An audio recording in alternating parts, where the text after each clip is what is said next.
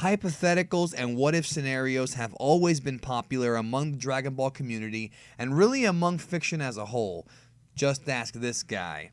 So on this edition of Dragon Ball In Depth, we examine the causality behind the storyline of Dragon Ball and Toriyama's use of cause and effect in his epic series. Let's get philosophical.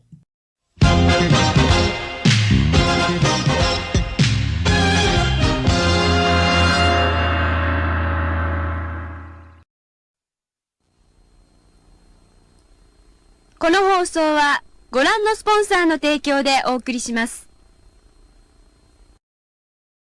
North American comics have utilized what-if scenarios for years and years as a sort of crutch for a lack of fresh ideas, but also because they can feature some cool storylines, team-ups, and alternate events. However, the majority of Japanese manga is written by one author, one artist, one writer, and that artist rarely has the time to develop side stories of the sort. You have to remember, from 1981 to 1995, Toriyama was one of the busiest and most overworked manga artists ever, not just with his comics, but also his contributions to video games, as well as assisting Toei with their various anime adaptations of his work. Luckily for us, the Dragon Ball fan base has stepped in, and even before YouTube, fan fiction and fan mangas such as Dragon Ball Multiverse have been around to entertain. However, coming up with good ones can become a logical nightmare because of Toriyama's use of very strong causality or causation in his story. Causality is the philosophical study of the relation of cause and effect traced all the way back to the work of Aristotle. It's physics in its purest form. There are two forms of causation: proper causation and accidental, and Dragon Ball uses both, which is why sometimes not everything is outwardly explained. What's always been fascinating to me about the Dragon Ball story is that it's riddled with such causality that changing one minute detail completely changes the entire story, and events that may seem positive on the surface in fact could lead to a truly negative outcome, and vice versa. Take the death of Krillin, for example. After surviving a near-death experience, Freeza picks off Piccolo and Krillin, which triggered anger within Goku to ascend to his new transformation. Had Freeza killed Goku first, this event would not have happened, and thus he would have had his way with the others and ultimately won. Krillin dying was the cause for Goku to transform, and his transformation was the effect, and as Aristotle stated in his theory about the final cause, this led to Freeza being defeated.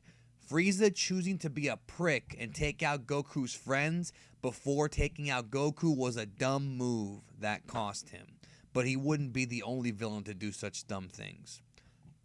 Life and death is always funny in Dragon Ball, and while death in other forms of fiction can certainly trigger other events to occur, it's not quite the same as Dragon Ball, where the rules established are different. Think about this one.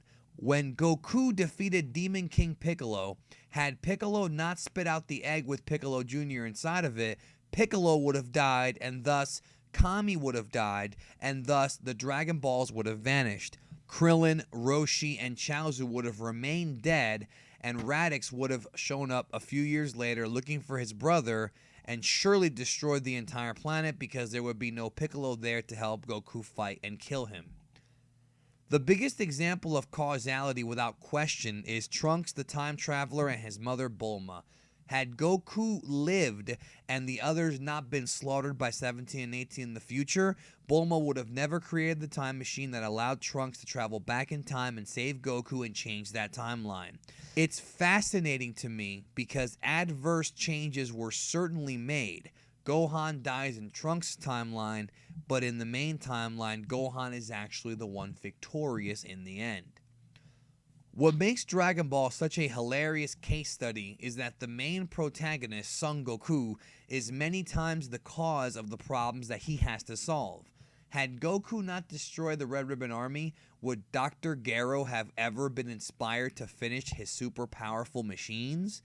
Had Goku not shown up to help Gohan train, the Z Sword would have never been broken, and Old Kai would have never been unleashed and able to unlock Gohan's hidden potential.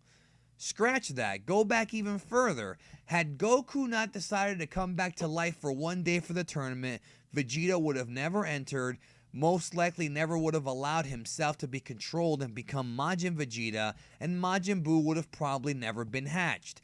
So, indirectly, although Goku didn't have bad intentions in coming back, this cheating of the cycle of life and death wound up causing a major problem that thankfully Goku and the others were able to avert after the Earth already was destroyed and a bunch of bad shit happened. When studying the philosophy of causation, you must understand that there are more factors to it than just this. I'm just simplifying it because this video is really about the causality in Dragon Ball more so than causation as a topic, but you can always feel free to research these things like probabilistic causation, the theory of manipulation, and other factors like that. The information is all over the web as well as in several textbooks. Check your local library. I hope you enjoyed this video, and I hope I made you think. It's fun to talk about the themes of Dragon Ball, and while every saga seems to have its own underlying themes, which I will get to in a future video, causality is one that runs rampant start to finish. I'll catch you down the road.